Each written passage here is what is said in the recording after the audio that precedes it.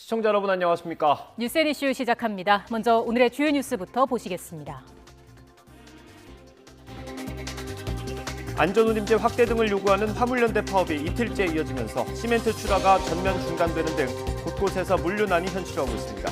경찰은 경기도 이천 하이트 진로 공장 앞에서 주류 운송을 막은 혐의로 화물연대 노조원 15명을 체포했습니다. 성김 미 국무부 대북특별대표가 북한이 7차 핵실험 준비를 마쳤고 비핵화 협상에는 관심을 보이지 않고 있다고 밝혔습니다. 북한이 노동당 중앙위 정치국 회의를 열어 전원회의 안건 등을 심의해 조만간 핵실험을 감행할 수 있다는 관측이 나옵니다. 신임 금융감독원장에 검사 출신의 이복현 전 부장검사를 임명하는 등 윤석열 정부의 검찰 편중 인사에 대한 비판이 커지고 있습니다. 윤 대통령은 금융수사 과정에서 경험이 많고 전문가라고 보기 때문에 이 신임 원장이 적임자라고 반박했습니다. 코로나19 확진자 안정세가 이어지면서 오늘부터 항공 규제가 모두 풀리고 백신을 맞지 않은 입국자도 격리가 모두 해제됩니다. 원숭이 두창은 2급 법정 감염병으로 지정돼 의료기관은 24시간 안에 환자 발생을 보고해야 합니다. 암호화폐 루나 폭락 사태 5개월 전 시스템 오류로 460억 원 규모의 루나가 강제 청산돼 투자자 수백 명에게 피해를 준 걸로 드러났습니다. 투자자들에게 막대한 손실을 입힌 루나 폭락 사태는 결국 검찰 수사까지 이어졌습니다. 단독 보도합니다. 음악 프로그램 전국 노래자랑의 현역 최고령 진행자인 송혜 씨가 오늘 자택에서 향년 95세로 별세했습니다. 영원한 국민 MC로 웃음과 희망을 나눴던 고인을 애도하는 목소리가 이어지고 있습니다.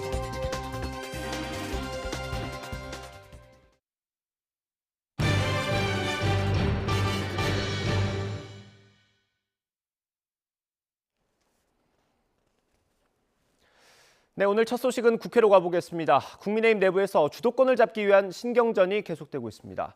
이런 가운데 여야의 갈등과 민주당의 내홍으로 미뤄졌던 국회 원구성 협상이 재개됐습니다. 국회 취재기자 연결해 자세히 알아보겠습니다. 이경국 기자. 네, 국회입니다. 네, 여당 분위기가 좋을 것 같은데 또 그렇지만 않은 것 같습니다. 긴장감이 팽팽하죠? 네, 그렇습니다. 먼저 우크라이나 방문을 마치고 현재 폴란드에 있는 이준석 대표가 현지 시각으로 어제 오후에 SNS에 글을 하나 적었습니다.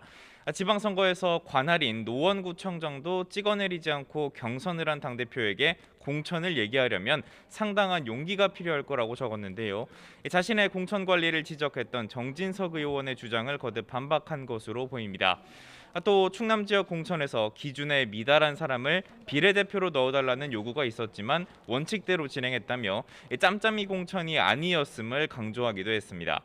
하지만 정진석 의원도 이준석 대표에 대한 비판을 이어갔습니다.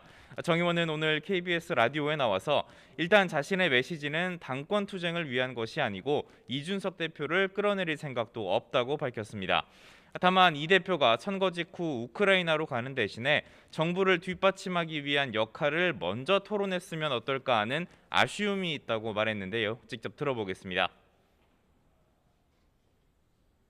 윤석열 대통령이 선거 때 내세웠던 공약에 대한 약간 리뷰를 좀 하고 여기에 대한 실행 계획도 좀 세워야 되고요. 너무너무 할 일들이 많죠. 예. 무궁무진하게 많습니다. 그래서 네, 정 의원은 또 혁신위원회를 두고도 이준석 대표가 화두만 던지고 출국했다면서 어떤 혁신을 하려는 것인지 궁금하다고 지적하기도 했습니다. 네, 민주당은 새 비대위를 꾸렸죠. 오늘 정식으로 임명이 되는 겁니까? 네, 민주당 어제 4선 우상호 의원을 비상대책위원장으로 추대를 했죠. 오늘 우상호 비대위원장과 비대위원 임명안 당무위원회에서 의결이 될 예정입니다. 모레 중앙위원회의 최종 추인까지 마치게 되면 새 비상대책위원회 공식 출범하게 됩니다. 박홍근 당대표 직무대행 겸 원내대표 오늘 기자간담회를 진행했는데요. 선거 패배에 대한 철저한 평가를 토대로 혁신에 나서겠다고 강조했습니다. 들어보겠습니다. 봉골 쇄신의 노력을 다하겠습니다. 제대로 된 이 국민의 눈높이에 맞는 또 기대에 맞는 그런 철저한 평가 작업을 잘하는 것 또한 그게 혁신을 위한 첫걸음이다. 네, 하지만 당내 갈등 양상은 이어졌습니다. 먼저 홍영표 의원은 MBC 라디오에서 이재명 상임고문이 당이 원해서 선거에 나왔던 것은 거짓말이라며 비판을 이어갔고요. 이원욱 의원은 SNS를 통해서 당이 정치적 훌리건들과 거리를 둬야 한다며 특히 이낙연 전 대표와 이재명 의원이 지지자들과 거리를 둬야 한다고 지적했습니다. 네, 그럼 원구성 협상은 어떻게 될 것 같습니까?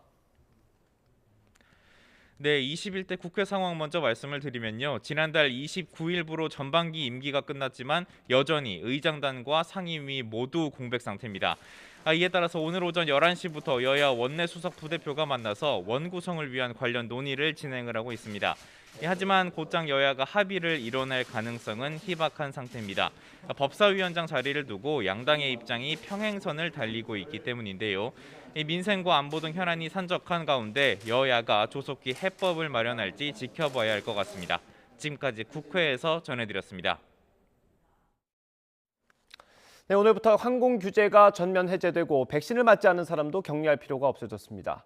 일상 회복과 함께 여행객들이 늘면서 공항도 활기를 띠고 있다고 합니다. 현장 인력과 항공기를 늘려서 공항이 예전의 모습을 완전히 되찾으려면 다만 시간이 조금 더 필요할 것 같습니다. 취재기자 연결해 보겠습니다. 윤대리 기자. 네, 인천국제공항에 나와 있습니다. 네, 뒤로도 여행객들이 많이 보이고 있는데요. 현장 상황 어떻습니까? 네, 이곳은 이른 여름철 휴가를 떠나는 가족 단위 여행객들부터 그동안 미뤄왔던 신혼여행을 떠나는 신혼부부들까지 공항은 다시 활기를 되찾고 있습니다. 여름 성수기를 앞두고 이곳에 입점한 가게 업주들은 본격적으로 직원을 새로 채용하는 등 손님 맞을 채비에 또 나서고 있습니다. 매출이 크게 오를 것이라고 기대하는 분위기도 크지만 아직은 코로나19 이전 수준까지 회복되기까지 시간이 좀 더 걸릴 것 같다고도 합니다. 정부는 코로나19 사태 이후 2년 2개월 만에 항공 규제를 전면 해제했습니다. 그동안 인천공항의 매시간 항공기 도착 편수는 기존 40대에서 20대로 축소됐고 방역 문제로 저녁 8시부터 다음날 새벽 5시까지 공항 운영도 할 수 없었습니다. 하지만 최근 해외여행 수요가 폭발적으로 늘자 이 같은 규제를 모두 없애고 인천공항도 24시간 운영하기로 했습니다. 백신을 맞지 않은 입국자의 격리 의무도 없어졌습니다. 다만 입국 전후 검사는 현행대로 유지합니다. 입국할 때 PCR 검사나 전문가용 신속 항원 검사 결과를 제출해야 하며 입국 후 3일 이내 PCR 검사를 받아야 합니다. 네, 항공편이 늘면 표를 구하기가 좀 수월해질 것 같은데 그러면 조금 더 저렴하게 구할 수 있습니까? 네, 장기적으로는 당연히 값이 내리겠지만 아직은 큰 변화가 없을 수도 있다고 합니다. 항공 규제는 풀렸지만 항공사들이 비행기 편수를 당장 증편하기가 어렵기 때문인데요. 업계 관계자들은 현장 인력도 추가로 고용해야 하고 그간 화물기로 사용했던 항공기를 여객기로 개조해야 하는 작업에도 최소 한 달은 걸리기 때문에 공항 정상화까지는 다소 시간이 걸릴 것 같다고 합니다. 그렇다면 여행객들의 바람은 어떨지 직접 들어보시겠습니다. 비행기표가 코로나 이전에는 한 50만 원, 40만 원에 갔다면 지금 저희가 여러 검색을 하니까 130만 원에서 160만 원 정도로 1인당 너무 올라서 사실 여행을 가야 될까 참 심지어 부담이 있는데 되게 많이 싸졌으면 좋겠고요. 편수가 많이 늘어나야 이제 여행 티켓 가격도 다운이 되니까. 항공업계에서는 여름 휴가철 성수기를 앞둔 만큼 당장은 공급이 수요를 따라잡기 힘들 거라는 분석도 나오고 있습니다.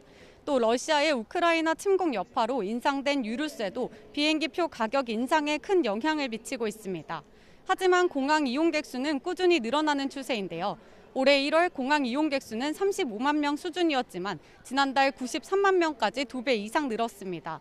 연말에는 400명까지 늘어나 코로나19 이전 70% 수준까지 회복될 거라는 전망도 제기됩니다. 지금까지 인천국제공항에서 YTN 윤혜리입니다. 북한의 핵실험이 임박했다는 관측이 잇따르는 가운데 북한은 노동당 중앙위 정치국 회의를 열고 이달 상순 개최를 예고한 전원회의 안건 등을 심의했습니다. 여당과 정부, 대통령실도 한자리에 모여 북한의 도발 등 국가 안보 관련 동향을 점검했습니다. 취재기자 연결하겠습니다. 한현희 기자. 네, 통일일 외교안보부입니다. 네, 전원회의 안건을 심의했으니까 이제 남은 건 개최겠군요. 네, 지난달 북한은 6월 상순에 당 전원회의를 열겠다고 예고했습니다. 전원회의는 이 당대회와 당대회 사이 당의 모든 사업을 주관하는 최고 지도기관인데 곧 소집될 것으로 보입니다. 이에 앞서서 당 중앙위원회 제8기 제9차 정치국 회의도 어제 진행됐다고 북한 노동당 기관지 노동신문이 보도했습니다. 중앙위원회 정치국 상문위원회 위원들과 당 중앙위원회 정치국 위원, 후보위원들이 회의에 참가했고 김정은 국무위원장은 불참했습니다. 노동신문은 이 회의에서 전원회의 토의 의정을 결정하고 또 전원회의에 제출할 보고서 등 중요 문건들을 심의했다고 전했습니다. 일단 경제와 방역 등 올해 핵심 사업의 이행을 점검하는 게 전원회의의 주요 의제가 될 것으로 보입니다. 하지만 이 북한의 7차 핵실험이 임박했다는 관측이 잇따라서 가장 큰 관심은 핵실험과 관련한 메시지가 나올지에 쏠리고 있습니다. 또 전원회의가 열리는 동안이나 끝난 직후 핵실험을 감행할 수 있다는 전망도 나옵니다. 네, 이렇게 북한의 도발 수위가 계속 높아지는 가운데 이른바 당정대, 여당과 정부, 대통령실도 관련 동향을 점검했다고요. 네, 오늘 오전 국회에서 국민의힘과 정부, 대통령실 간 안보협의회가 열렸습니다. 이종섭 국방부 장관이 회의 모두 발언에서 북한의 어떤 도발에도 즉각적이고 단호하게 대응해 나갈 거라고 밝히고 또 권성동 국민의힘 원내대표는 북한에 일방적으로 끌려다니지 않을 거라고 말하는 등 시종일관 강경 대응 기조가 강조됐습니다. 회의가 끝난 뒤 권 원내대표는 현재 풍계리에서 핵실험을 위한 정비가 이루어지고 있다는 동향을 보고받았다고 설명했습니다. 북한의 7차 핵실험 시기에 대한 언급도 나왔습니다. 신인호 국가안보실 2차장의 말 들어보겠습니다. 날짜는 뭐 제가 바로 예단할 수 없고요. 북한의 결단만 나왔다고 보시면 되겠습니다. 모든 준비는 끝났고 시기만 저울질하는 것으로 판단한다는 얘기인데요. 다만 핵실험 징후에 대해선 구체적으로 밝히긴 어렵다며 말을 아꼈습니다. 지금까지 통일외교안보부에서 전해드렸습니다. 안양교도소에 수감 중인 이명박 전 대통령이 최근 검찰에 형 집행정지를 신청한 것으로 확인됐습니다. 검찰은 심의위원회를 거쳐 이 전 대통령의 신청을 받아들일지 결정할 예정입니다. 정치권에선 광복절 특별사면 가능성도 언급되고 있는데 윤석열 대통령은 오늘 출근길에 지금은 언급할 단계가 아니라고 선을 그었습니다. 취재기자 연결합니다. 나혜인 기자. 네, 사회부입니다. 네, 이명박 전 대통령이 형 집행정지를 신청했다고요? 네, 이 전 대통령의 변호인은 오늘 YTN 기자에게 지난 3일 건강 문제를 이유로 수원지검 안양지청에 형 집행정지를 신청했다고 전했습니다. 이 전 대통령의 구체적인 건강 상태는 허가 여부가 결정되면 알리겠다고 즉답을 피했는데 검찰은 의사와 법조계 인사 등이 참여하는 심의위원회를 거쳐 허가 여부를 결정할 방침입니다. 형사소송법은 현저히 건강을 해칠 염려가 있거나 나이가 70살 이상인 때 징역형의 집행을 정지할 수 있다고 정하고 있습니다. 올해 81살인 이 전 대통령은 재작년 10월 횡령과 뇌물 같은 죄로 징역 17년과 벌금 130억 원을 확정받고 복역하고 있습니다. 형 집행정지를 신청한 건 재작년 12월에 이어 두 번째입니다. 당시 이 전 대통령은 코로나19 집단 감염이 발생한 서울 동부구치소에 수용돼 있었는데 고령인데 감염병까지 걸리면 건강이 위험할 수 있다고 주장했지만 받아들여지지 않았습니다. 이후 안양교도소로 이감된 뒤에는 당뇨 같은 지병을 치료한다며 외부 병원 입원과 퇴원을 반복해왔습니다. 이번 형 집행정지 신청을 계기로 정치권에선 다시 특별사면 얘기가 나오고 있습니다. 이 전 대통령은 문재인 전 대통령 임기 말에도 특별사면 대상으로 거론됐지만 풀려난 박근혜 전 대통령과 달리 심사 대상에도 오르지 못했습니다. 범죄의 성격이나 국민 여론, 짧은 수감 기간 등이 고려됐습니다. 문 전 대통령은 퇴임 직전까지도 이 전 대통령 사면을 고심한 것으로 알려졌지만 이루어지진 않았습니다. 이제 대선 기간 줄곧 사면 필요성을 주장해온 윤석열 대통령이 오는 광복절에 처음으로 사면권을 행사할 거란 관측이 나오고 있습니다. 다만 윤 대통령은 오늘 아침 출근길에 이 전 대통령 사면은 지금 언급할 문제는 아니라고 일단 선을 그었습니다. 반면 국민의힘 권성동 원내대표는 오늘 국회에서 여러 차례 얘기했듯 국민 통합과 국가 위신 차원에서 이 전 대통령 사면은 필요하다는 입장이라고 말했습니다. 이에 대해 더불어민주당 박홍근 당대표 직무대행은 윤석열 정부가 출범한 지 한 달도 안 돼 사면을 언급하는 건 대통령 당선에 공을 세운 이전 대통령 측근들의 말을 먼저 들은 게 아닌가 싶다며 국민 생각을 충분히 살펴야 한다고 응수했습니다. 지금까지 사회부에서 전해드렸습니다. 네, 코로나19 신규 확진자가 다시 10,000명대로 늘었습니다. 오늘 영시 기준 확진자는 모두 13,358명으로 전날보다 7,000여 명이 늘었습니다. 다만 일주일 전보다는 2,000명 넘게 줄어서 전반적인 감소세는 계속됐습니다. 특히 수요일 발표 기준으로는 지난 1월 26일 이후 19주 만에 최소 규모입니다. 위중증 환자는 전날보다 3명 줄어든 114명으로 12일째 100명대입니다. 하루 사이 숨진 환자는 6명으로 지난해 10월 9일 이후 가장 적었습니다.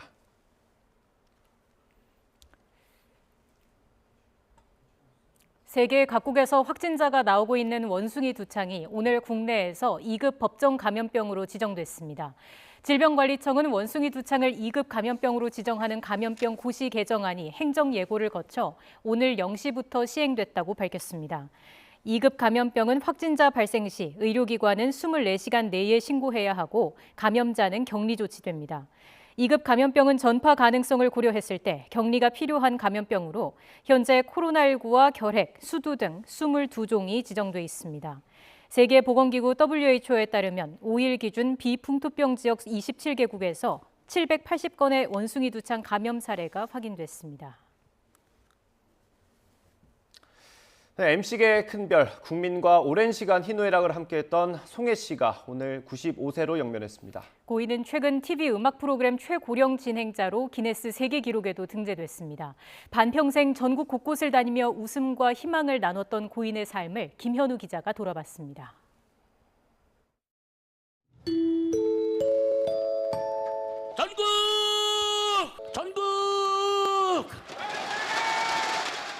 매주 일요일 날 어김없이 전국 노래자랑을 외쳤던 일요일의 남자.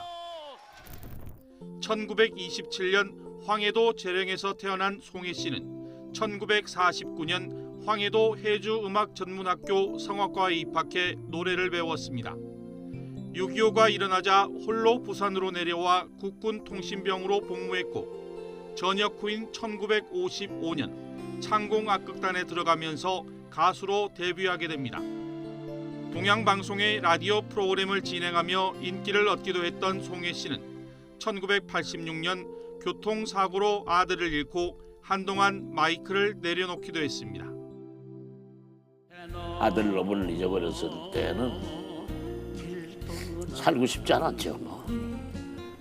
제가 보답할 게 아이들을 건강하게 낳아서 튼튼히 키워서 잘 성장시켜서 어머니 아버지한테 바쳐야 도리인데. 방송으로 이름을 알렸지만 오랜 가수의 꿈을 이룬 건 송혜 옛노래 1집 음반을 낸 60세 때였습니다. 한 몸과 마찬가지인 KBS 전국 노래자랑의 사회를 보게 된 것도 나이 61살인 1988년. 이후 건강이 허락하는 마지막 날까지 전국 노래자랑 무대를 지켰습니다.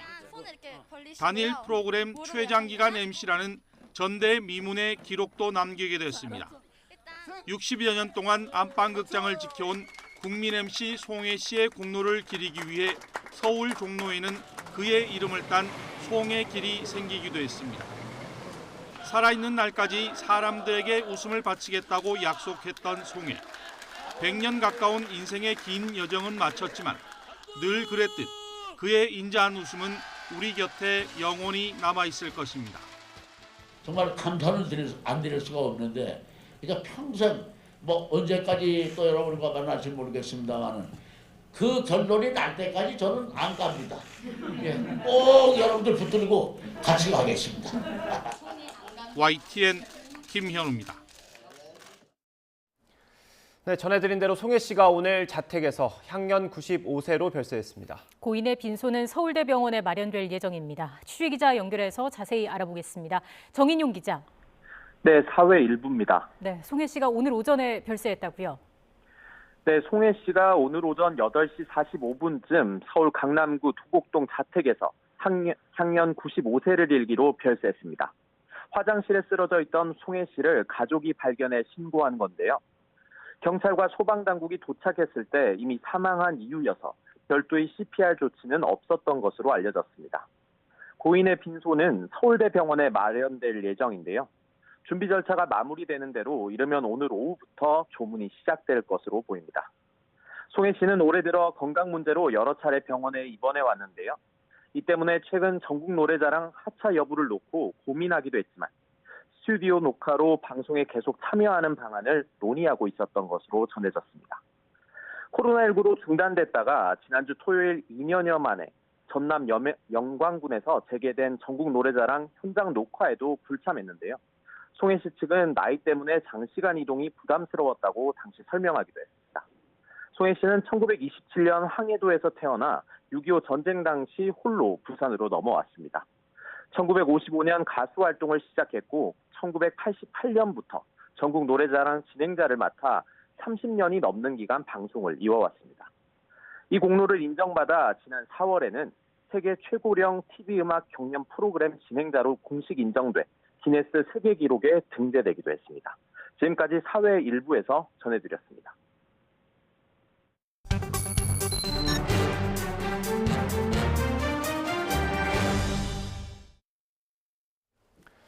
북한의 7차 핵실험이 임박했다는 징후가 잇따라 포착되고 있습니다. 정부와 여당, 대통령실은 오늘 국회에서 회의를 열고 대응 방안을 논의했습니다. 실제 북한이 핵실험 도발을 강행할 가능성이 높아지면서 한미 대응 수위에도 관심이 쏠리고 있습니다. 김열수 한국군사문제연구원 안보전략실장 화상으로 연결해서 자세히 짚어보겠습니다. 실장님 나와 계시죠? 네, 나와 있습니다. 네, 안녕하세요. 네, 북한이 핵실험 준비하고 있다는 소식 저희가 많이 전해드렸는데요. 오늘 국민의힘과 정부, 대통령실이 회의를 열었습니다. 그 내용 저희가 잠시 들어보고 얘기 나눠보겠습니다. 날짜는 뭐 제가 바로 예단할 수 없고요. 북한의 결단만 남았다고 보시면 되겠습니다. 그 핵실험 징후가 포착됐다는 건 좀 어떤? 구체적으로 좀 말씀드리겠습니다. 네. 성김 대표도 사실 어느 정도 요구에 대해서 이제 북한 중국과의 공조가 중요하다라고 하셨는데 어떻게 생각하시는지? 당연히 공조가 중요하죠. 중국도 국제적인 노력에 동참해야 된다고 생각합니다. 국가안보실은 굳건한 한미 동맹을 바탕으로 확장 억제 능력을 확대하면서 보다 근본적이고 근원적인 위협 제거 대책을 마련하는 데 온 노력과 힘을 모을 것입니다.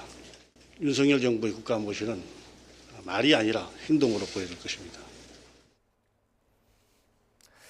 네, 이 백브리핑이 있긴 했지만 안보와 관련된 사항이라서 많이 공개되지는 않았습니다. 정부의 대응 기조 어떻게 평가하십니까? 예, 신인호 2차장이 지금 얘기한 걸 보면 윤석열 정부의 북한 핵미사일 위협에 대한 대응을 한마디로 이제 알 수가 있는데, 하나는 현재 위협에 대해서 어떻게 대응을 할 것이고 하나는 미래 위협에 대해서 어떻게 대응할 것이냐 하는 것을 나타냈다라고 볼 수 있어요. 그렇기 때문에 위협에 대해서 우리가 할 수 있는 능력과 그리고 태세를 보여주는 거, 이거는 현재 거죠. 그리고 미래에는 임기 내에 핵미사일 위협을 무력화할 수 있는 근본적인 대책을 강구하겠다라고 얘기했기 때문에 제가 볼 때는 적절한 대책이었다라고 보고요. 예. 그리고 이제 이번에 회의를 통해 가지고 국방부 장관이 한 발언이 저는 의미 있다라고 생각을 합니다.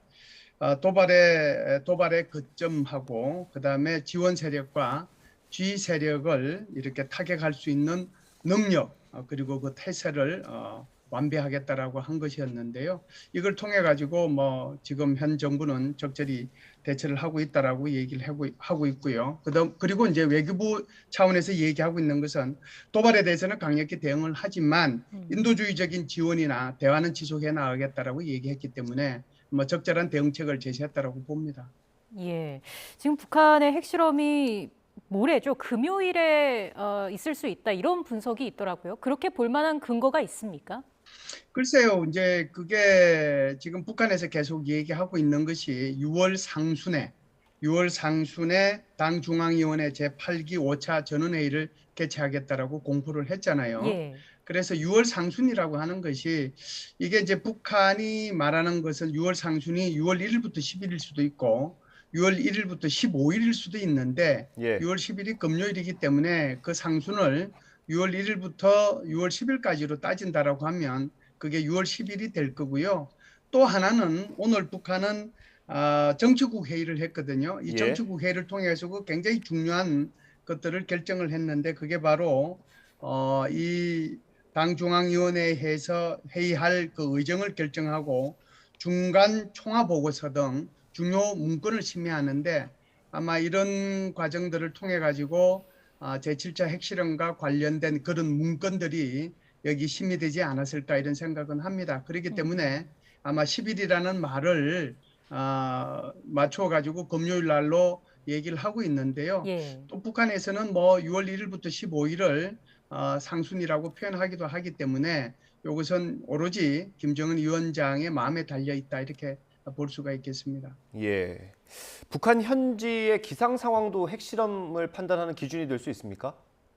예, 사실은 뭐 미사일 발사면은 이것이 기상하고 뭐 직접적으로 연관이 있는데요. 예. 핵실험하고는 그다지 크게 연관이 없다라고 봅니다. 그럼에도 불구하고 지금은 이제 나와 있는 그런 정보들을 보면 어지간한 그러니까 경도 입구부터 시작해가지고 준비는 다 됐고요. 경도 복구 작업도 끝났는데 단지 핵 실험과 관련된 장비하고 그리고 장치만 경도 내부로 옮기면 되는 거거든요. 그래서 이만큼 지금 표현이 되고 있다라고 하는 것은 여러 가지 인공위성을 통해 가지고 이런 장비와 장치들을 갖다가 관측하고 알고 있다라고 하는 것을 의미하는데요. 예. 만일 핵실험 장비와 장치가 이미 경도 내로 이동이 됐다라고 하면 날씨하고 핵실험하고는 아무런 관련이 없을 거고요. 아직까지 이동이 되지 않은 상태라고 한다면 이동하는데 이제 비가 내리고 이동하는 과정에서 좀 문제가 생길 수 있기 때문에 이것은 조금 연관이 있다라고 생각하지만 큰 틀에서 본다라고 하면 핵실험과 기후 또는 기상하고는 큰 뭐 연관성이 없다라고 생각합니다. 예, 그렇군요. 또 궁금한 게 핵실험이 감행이 되면 우리 정부는 어떤 걸 통해서 이거를 감지할 수 있는 겁니까? 크게 보면은 이제 세 가지가 있거든요. 예. 크게 보면 세 가지가 있는데 첫 번째는 우리 기상청하고 한국지질연구원에서 운영하는 소위 말해서 그 지진 관측소가 있습니다. 이것은 예. 뭐 전국에 산재에 있는데요. 뭐 이런 것들을 통해서 관측할 수 있고 특히 강화, 연천, 인제는 이런 북한의 핵실험과 관련된 이런 것들을 특별히 더 관측할 수 있도록 지진 관측소를 설치를 이미 했었거든요. 예. 이걸 통해서 관측할 수 있고요. 두 번째는 역시 우리 그 한국지질연구원에서 북한의 이 음파를 갖다가 측정할 수 있습니다. 그러니까 한꺼번에 빵 터지니까 그 음파를 측정해서 알 수가 있고요. 세 번째는 이제 핵실험이 끝나고 나면 여기에서 이제 방사능 물질이 배출이 되지 않습니까? 예. 방사능 물질 중에서 제논이 이제 특히 검출이 뭐 되기가 쉬운 거고 그걸 이제 확인할 수가 있는데 이것은 비행기를 띄워가지고 이런 방사능을 이렇게 추출해 포집해 본다면 이 세 가지를 통해 가지고 북한의 핵실험 한 것을 알 수가 있고 예. 어떤 종류의 핵실험인지 또 얼마나 규모가 큰 핵실험인지 이런 것들을 알 수 있다라고 봅니다. 예. 사실 김정은 위원장의 판단만 남았다 이런 분석은 여러 차례 나오지 않았습니까? 전략적으로 네네. 판단을 미루고 있다고 보십니까? 아니면 기술적으로 좀 아직 준비가 덜 됐다고 판단하십니까? 기술적으로는 뭐 준비는 다 끝났다라고 보고요. 예. 지금 뭐 개척 장비부터 시작해서 핵실험 장비와 장치가 들어가고 안 들어가고 이 정도까지 얘기가 나왔기 때문에 기술적인 것은 끝났고 단지 판단만 남았다. 언제 날짜를 정할 것인가. 그래서 조금 전에 우리 앵커분들께서 질문하신 것처럼 이번 주 금요일 6월 10일을 이제 얘기하기도 하고 또 6월 10일이 또 다른 의미에서 중요한 의미가 있는데요. 6월 10일부터 12일 사이에 상하이에서 상그리라 회의 그러니까 아시아 안보 회의를 하게 되거든요. 예. 여기는 이제 한국, 미국, 일본의 국방부 장관들도 참여하고 아시아 태평양 지역의 많은 국가에서 이런 국방부 장관들이 참여해가지고 회의를 하게 됩니다. 그렇게 되면은 북한의 입장에서 보면은 이때가 전 세계에 북한의 제7차 핵실험을 했다는 것을 극대화할 수 있는 그런 계기가 될 수 있기 때문에 그래서 6월 10일이 계속 이제 뭐 논의가 되고 있지 않느냐라고 생각을 하고요. 만일 뒤로 뭐 간다라고 하면은 그 뒤로 가게 되면은 G7 회의도 있고 또 스페인에서 열리는 또 나토 정상회담도 있고 그리고 연이어서 열리는 지금 림팩 훈련이라고 하는 거 하와이에서 하죠. 26개국이 참가하는 그 훈련도 있고 이러기 때문에 북한의 입장에서 보면은 김정은 위원장이 어떤 것이 자신의 핵실험한 것을 극대화시키고 국제사회로부터 관심을 초집중하게 만들 것이냐 하는 것을 택이라는 날짜만 남지 않았는가 이런 생각을 합니다. 네, 사실 핵실험 같은 경우는 북한이 쥐고 있던 마지막 카드라는 의미가 좀 있었는데 핵실험 이후에 그러면 북한이 꺼낼 수 있는 도발 카드는 어떤 게 더 있겠습니까? 이건요, 아주 많다라고 볼 수가 있는데 사실은 2011년도 1월 달에 북한이 제8차 당대회를 하면서 굉장히 중요한 것을 결정을 했는데요. 그게 바로 국방력 강화 5개년 계획이거든요. 그래서 국방력 강화 5개년 계획 중에서 특히 5개의 이 무기 체계 개발에 온 힘을 기울여야 된다라고 얘기를 했는데요. 그게 바로 뭐 극초음속 미사일, 수중 및 지상 발사 ICBM, 또 핵 잠수함, 그리고 군사 정찰 위성, 무인 정찰기 이런 것들이거든요. 그럼 우리는 이제 올해에 극초음속 미사일 하는 것도 미사일 시험 발사하는 것도 우리는 봤고요. 그리고 이제 북한이 ICBM 발사 시험 발사하는 것도 우리는 알고 있습니다. 그럼 남아 있는 것이 수중에서 발사하는 ICBM도 있을 수 있는 거고, 또 핵 추진 잠수함을 공개할 수도 있는 거고, 정찰 위성을 발사할 수도 있거든요. 이런 도발들이 북한의 자체 계획에 의해 가지고 아마 계속해서 도발을 하지 않겠는가라고 생각을 합니다. 예. 지금 미국 같은 경우는 중국이 좀 나서달라 이런 입장을 밝혔습니다. 중국이 나선다면 이번 위기를 넘길 수 있다고 보시는지, 그리고 또 중국이 이렇게 북한을 회유할 가능성은 얼마나 있다고 보시는지 궁금합니다. 사실상 그 중국과 러시아가 최근에 북한이 ICBM을 발사하고 그랬음에도 불구하고 유엔 안전보장이사회에서 계속해서 비토권을 행사를 했잖아요. 그만큼 이제 북한을 지원하고 지지해 줬다라고 하는 거고요. 또 두 번째는 중국이 최근에 북한의 코로나19 상황 때문에 북한의 상당한 그 의료 약품들, 장비들 이렇게 지원을 해줬거든요. 북한의 비행기들이 베이징 공항에 와서 몇 번이나 이걸 실어나는 것이 목격될 정도로요.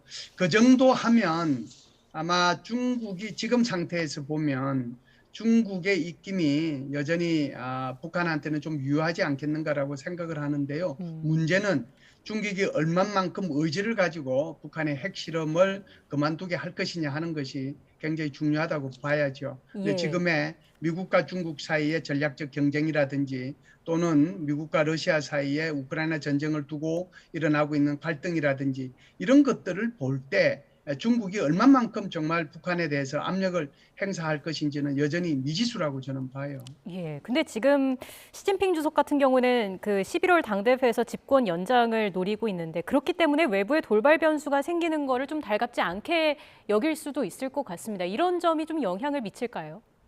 네, 지금 뭐 정확하게 말씀을 하셨는데요. 3년임을 하기 위해서는 주변에서 조용히 있는 것이 최고죠. 그리고 이제 그렇기 때문에 이제 중국은 그런 연임이 제대로 되도록 하기 위해서 어떻게 보면 제로 코로나 정책을 포기하지 않고 끝까지 지금 밀고 가고 있지 않습니까? 그런 면에서 보면 중국에 대해서 북한에 대해서 이런 압력을 행사할 수 있는데요. 제가 이제 과거를 이렇게 되돌아보면 지금까지 1차부터 6차까지 북한이 핵실험했지 않습니까? 중국이 여기에 대해서 계속해서 관여를 하고 개입을 하고 했을 텐데 그 관여하고 개입했다고 해서 이렇게 북한이 핵실험을 안 했을까요? 6번이나 지난번에 했단 말이죠. 게다가 이제 오늘 제가 아까도 말씀을 드렸다시피 정치국 회의까지 해가지고 중요한 문서들에 대한 결정까지 다 했는데 글쎄요, 이제 중국이 아주 강력하게 제지를 한다라고 하면 북한이 말을 들을 수 있을지는 모르지만 저는 뭐 여전히 회의적인 시각을 가지고 있습니다. 네, 알겠습니다. 북한의 어떤 일정의 중국이 변수가 될 수 있을지 지켜봐야겠습니다. 지금까지 김열수 한국군사문제연구원 안보전략실장과 함께했습니다. 실장님, 오늘 말씀 고맙습니다. 고맙습니다. 네, 감사합니다.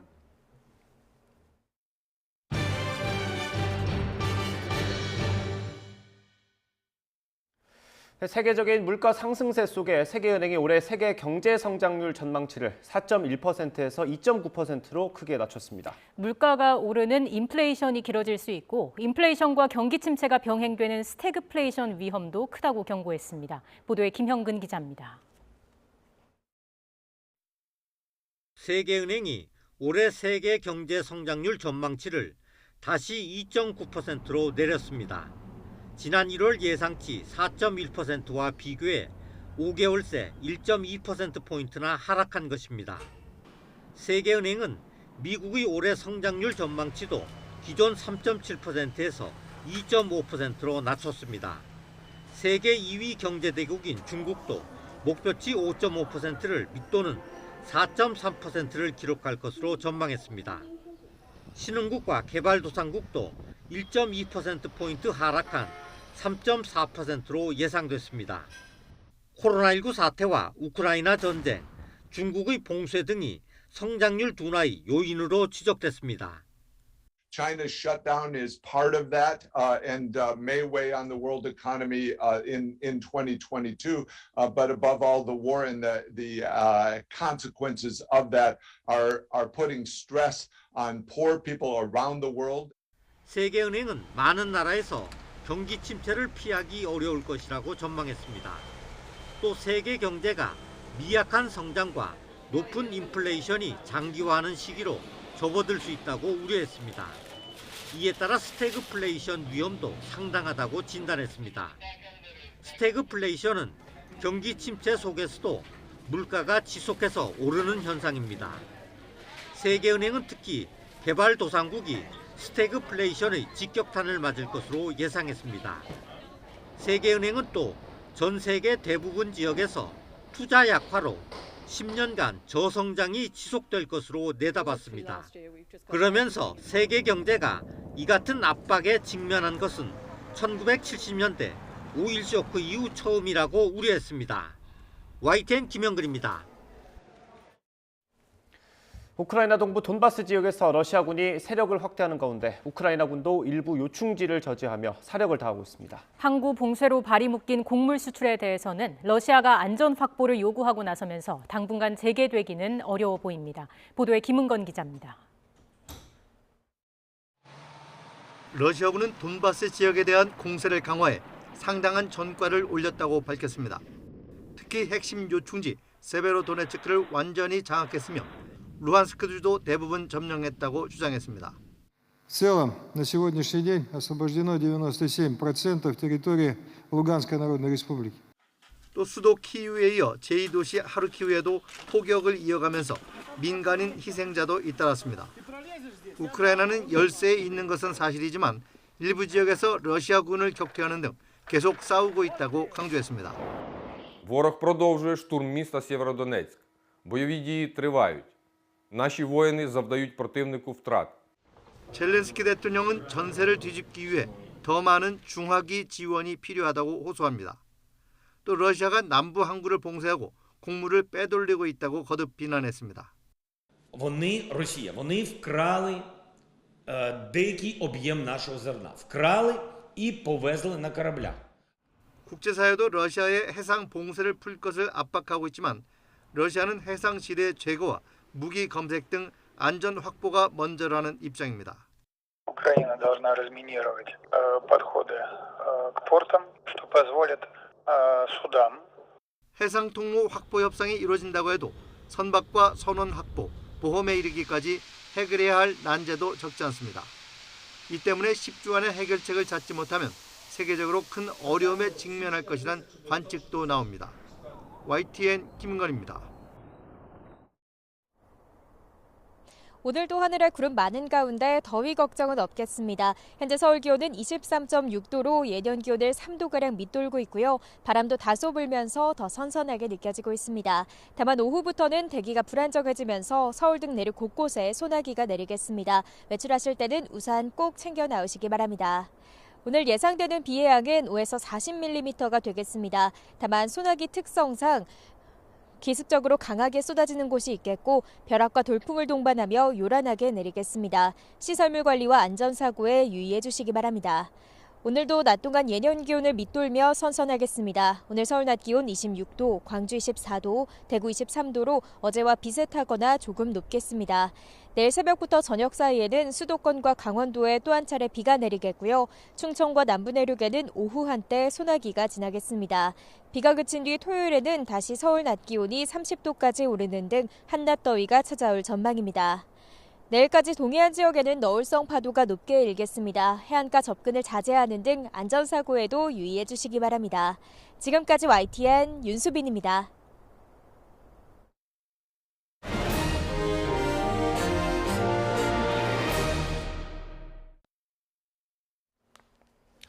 네, 한동훈 법무부 장관의 발탁과 임명까지 윤석열 대통령은 그 분야의 전문성을 높이 평가했다고 강조했습니다.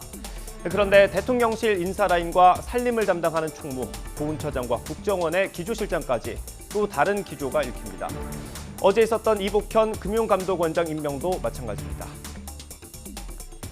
네, 지금 화면으로 보시는 인사들 검사였거나 검찰에서 수사관으로 일했습니다.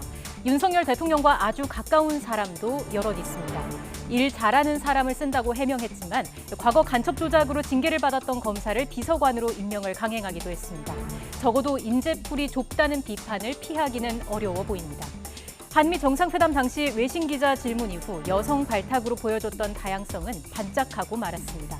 전국 대담, 오늘은 검찰공화국 논란으로 시작합니다.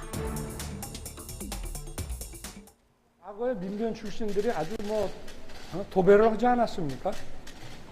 저는 선진국에서도 특히 미국 같은 나라 보면은 그런 그 거버먼트 어토니 경험을 가진 사람들이 정관계에 아주 폭넓게 진출하고 있습니다. 그게 법치국가 아니겠습니까?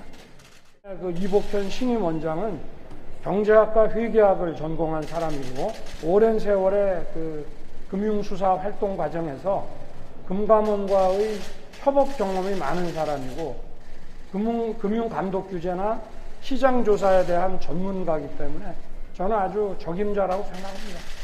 깜짝 놀라고 있어요. 연일 발표되는 인사들 보면서 이렇게까지 과연 하셔야 되는 것인지 싶거든요. 결국 국민들의 우려가 현실로 확인되고 있는 것이죠. 검찰공화국, 검찰국가 되는 거 아니냐 염려했던 것이 대통령께서 스스로 입증하고 계신 겁니다. 민변을 얘기를 하시는데 민변이 무슨 국가기관입니까? 권력기관입니까? 말 그대로 그건 사회단체 아닙니까?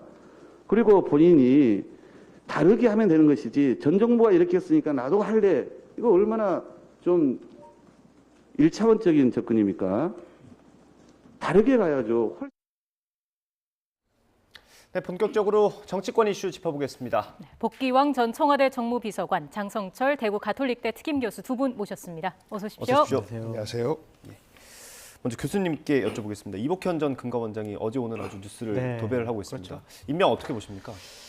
기본적으로 능력 면에서는 충분히 가능하다라는 좀 생각이 듭니다. 검찰 내에서의 경제, 금융 분야 특수통 수사를 열심히 하셨고요. 또한 CPA 자격증도 있고 검찰 내에서는 그쪽 분야에 특화된 분이다라고 할 수가 있는데 과연 꼭 검사 출신을 이 자리에 임명을 해야 되는 것이냐라는 것에 대한 좀 논란이 있는 것 같습니다. 뒷부분에 자세히 설명해 드리도록 하겠지만은 좀 너무 정부 요직에 검사 출신 분들이 너무 많아요. 그래서 이게 검찰공화국이 되는 것이 아니냐 그런 우려가 나오고 있습니다. 과거 검찰에 있을 때 어떤 수사를 했는지도 설명 같이 해주시죠. 기본적으로 서울대 경제학과 나왔고요. 삼성 바이오로직스 분식회계 사건을 수사를 했어요. 그래서 삼성그룹 불법 합병 및 회계 부정 의혹 사건을 통해서 이재용 삼성전자 부회장을 불구속 기소했고요. 또 현대차 비자금과 론스타 외환은행 헐값 매각 사건을 수사하는 등 경제 금융 분야 수사에는 아주 탁월한 능력을 발휘했습니다. 이 핵심 관계자 인터뷰를 보면요, 한동훈 장관 인선에 버금갈 정도로 윤석열 대통령이 이제 마음에 품고 있었다 이런 얘기가 있거든요. 어떻게 생각하세요? 그러니까 이분이 지난번에 검찰 수사권 그 개혁 법안 추진 과정에서 느닷없이 부장검사라는 분이 문재인 대통령을 저격하면서 사표 내겠습니다 했어요. 그래서 언론에 많은 부분을 장식을 했었는데 그때부터 윤석열 대통령과의 관계가 좀 형성됐던 것 아닌가 이렇게 추측할 수밖에 없습니다. 그래서 정치적인 동지 입장이면서 또 부담이 될 수 있음에도 불구하고 그런 그 현 대통령이 문재인 대통령을 저격하는 이러한 현직 검사에 대한 보은적인 의미가 숨어져 있는 것 아닌가 싶어요. 그래서 저는 지금 뭐 거론이 되는 13명 모두가 흠이 있는 분도 계시고 또 전문성이 있는 분도 계실 겁니다. 예. 그리고 뭐 똑똑한 분들이 검사 되시는 거 아니겠어요? 검사 2,000명 가운데서 그분들의 또 개별적인 전문성을 따져보면 사실 대한민국 공직에 그분들이 다 들어가도 된다라는 논리도 성립되는 거 아니겠습니까? 예. 그런데 우리 국민들은 우려하는 거 아니겠습니까? 군사 독재 시절에 군 출신들이 요직을 장악했기 때문에 사실 군사 독재다 이야기를 했었었고 예. 그리고 정권이 바뀔 때마다 지나치게 그 정부의 코드와 맞추는 인사들을 배치를 했었기 때문에 그때마다 국민적 저항과 비판이 있었던 것이거든요. 예. 지금은 윤석열 정부 출범 전부터 검찰공화국에 대한 우려가 있었습니다. 그러니까 대한민국은 민주공화국이잖아요. 대한민국인데 대한검국이다. 이렇게 한탄하시는 분도 계세요. 그런데 그런 국민들의 우려를 안다면 지금 정권 초기에 국민 대통합이 필요한 시기 아니겠습니까? 예. 이런 시기에 이런 인사가 주는 메시지가 굉장히 심각하게 우리 국민들에게 걱정을 자아내고 있다. 그 가운데서 한동훈 이후에 사실 이번에 이복현 씨의 금융감독원장 임명은 파격뿐만 아니라 검찰 공화국임을 쐐기를 박는 이런 인사로 인식될 수 있는 우려가 크다라고 생각합니다. 예. 결국 앞서 교수님께서 말씀해 주신 것처럼 인사풀이 너무 한정적이다 이런 비판을 피하기가 어려워 보이는데 국정 운영의 어떤 균형에는 문제가 없겠습니까? 좀 그렇게 있어 보여요. 그러니까 기본적으로 대통령 집무실에 중요한 포스트 비서관들도 검찰 출신, 윤석열 대통령 가까운 사람들, 그리고 뭐 다른 정부 부처에도 검사 출신들이 많이 가 있지 않습니까? 대한민국은 되게 이제 다양화되고 복잡화된 사회죠. 그런데 검사 출신들만이 공직을 담당할 수 있다? 그들만이 능력이 있다라고 판단하는 것은 좀 무리가 있어 보입니다. 예. 집권 초이긴 합니다. 윤석열 대통령께서 본인이 믿고 신뢰하고 능력이 있다고 생각하는 분들과 함께 국정을 운영해 나간다. 이것은 당연히 대통령으로서 결정할 문제이긴 하지만 좀 다양한 분야에서 좀 더 능력 있는 분들을 다양하게 좀 인재풀을 넓혔으면 예. 얼마나 좋았을까라는 예. 좀 아쉬움이 듭니다. 그래서 뭐 이번까지는 뭐 대통령께서 임명하셨으니까 어쩔 수는 없지만 다른 인사 쪽에서는 좀 야당과 언론에서 비판으로 좀 문제 제기하는 부분들을 충분히 좀 염두에 두셔가지고요. 좀 폭넓게 좀 다양한 분들을 예. 좀 국정 운영에 반영할 수 있도록 배치했으면 좋겠다라는 생각이 있습니다. 예. 네. 그 윤석열 대통령 출근길 발언을 저희가 앞서 보여드렸어요. 이제 이전 정부에서 민변 출신 인사들을 중용한 것을 비교를 했는데요. 그거에 대해서는 어떻게 생각하세요? 정말 그러시면 안 되죠. 대통령의 격을 떨어뜨리는 말씀 아니겠습니까? 당신네도 이랬는데 왜 나한테 그래? 이런 말씀하고 똑같은 거 아니겠습니까?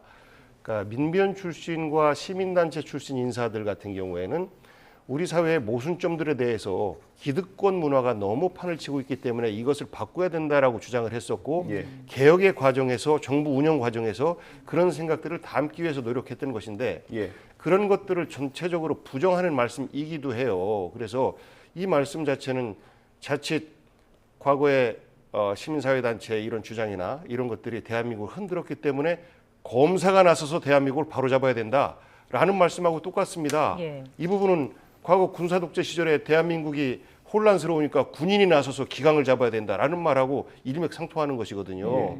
저는 그러한 의도가 없기를 바라요. 특히나 우리가 이제 자본시장이 굉장히 중요한 대한민국 그 경제의 발전에 있어서 가장 중요한 역할을 하는 곳인데 예. 이곳을 사실 범죄자 취급하는 이러한 수장이 나온 거예요. 그러니까 금융감독원은 관리 감독도 하지만 건전성과 효율성을 높이는 예. 이런 정책들을 함께 추구해야 되는데 특수통 검사 출신이 경험이 있다라고 하는 것은 사실상 부패 혹은 뭐 사건에 대한 수사들 아니겠습니까? 예. 그러면 어떻게 금융시장을 활성화시킬 것인가에 대한 전문성이 과연 있을까요? 저는 우선은 자본시장을 안정화시키고 활성화시키고 그리고 소비자들에게 자본시장에 대한 안심을 주는 이런 것들이 전제되는 가운데에서 이 가운데서 불공정한 부분에 대해서 어떻게 좀 더 시스템화시킬지 이런 수장들이 필요한 시점인데 사실 이 메시지는 자본시장에 대해서 당신들은 그동안 잘못한 게 많아. 전임 정부에서 이러이러한 부분에 대한 수사가 미흡했어. 그러하기 때문에 우리는 세게 수사할 거야. 검사 출신 감독원장을 내세워서 이런 메시지로 들립니다. 그래서 은행을 비롯해서 증권, 보험 그리고 여러 가지 어떤 신용 관련된 그런 금융업체에서 굉장히 좀 두려워하고 있을 거예요. 그리고 그 윤석열 정부 초기 한 6개월 정도 지나고 나면 강도 높은 사정이 시작될 거다. 그것이 검사 출신 대통령이 국민들에게 실적을 보일 수 있는 길이기 때문에 그렇다라는 걱정들을 좀 했었습니다.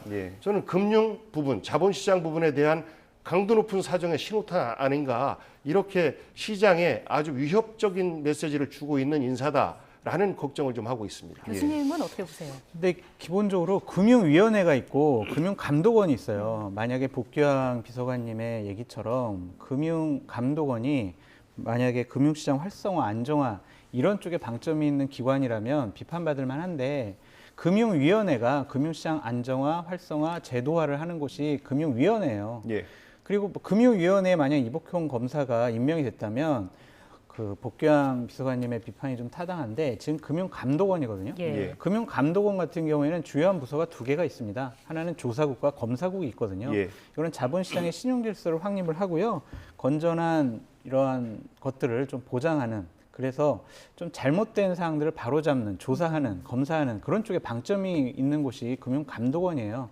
그래서 능력면에 있어서는 또한 인사의 적절성 면에서는 저는 적절한 인사다. 충분히 할 만한 인사인데, 기본적으로 검사 출신이 한 달 만에 금융감독원장 가는 것은 대단히 이례적이다라는 것에 대한 좀 비판은 타당하다라고 보여집니다. 그 부분에 대해서 금융위원회와 금융감독원, 물론 금융위원회가 상급 그 역할을 하고 있습니다만, 여기에서는 정책적 측면을 주로 다루는 위원회고, 그다음에 집행에 있어서는 금융감독원이 전권을 갖고 있습니다. 그러하기 때문에 정책 분야를 다루는 그 위원회보다 금융감독원이 사실상 더 큰 권한을 행사하고 있다라고 하는 것이 현실이기 때문에 그러한 우려들을 말씀드리는 거예요. 알겠습니다. 이번 인선에 대해서 권성동 원내대표는 조금 다른 측면으로 보고 있는 것 같더라고요. 준비된 인터뷰가 있어서요. 한번 들어보고 얘기 나눠보겠습니다.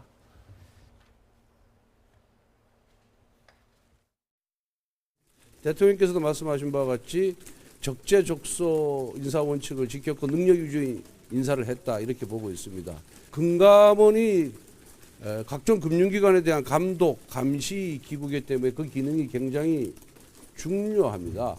그런데 제가 보기에는 지난 라임 옵티머스 사태 시에 금융감독원이 제 기능을 발휘하지 못했다, 이렇게 보고 있습니다. 사전 예방도 못했을 뿐만 아니라 사후의 조사도 굉장히 저는 부실했다. 그래서 라임 옵티머스 사건의 본질을 제대로 파헤치지 못했다. 권성동 원내대표가 이제 라임 옵티머스 사건에 대해서 언급을 했습니다. 신임 원장도 이제 그 부분을 점검해보겠다라는 얘기는 하긴 했는데 어떻게 보세요? 그 부분에 대해서 아주 세세하게 잘 들여다볼 것 같아요. 전임 정권 하에서 이 라임 옵티머스 사건 같은 경우엔 권력의 핵심 분들 아니면 권력과 가까운 분들이 연루되어 있다라고 소문이 나 있었고, 그 부분에 대해서 당시 검찰이나 금융감독원에서 제대로 수사가 진행되지 않았다라는 야당 당시에 국민의힘과 언론의 지적이 있었습니다. 이번에 저러한 사항들을 좀 제대로 샅샅이 좀 밝혀낼 것 같아요. 조사를 좀 하고 싶어 하는 것 같다라는 생각이 들고요. 기본적으로 금융감독원은요, 금융검찰 역할을 해요.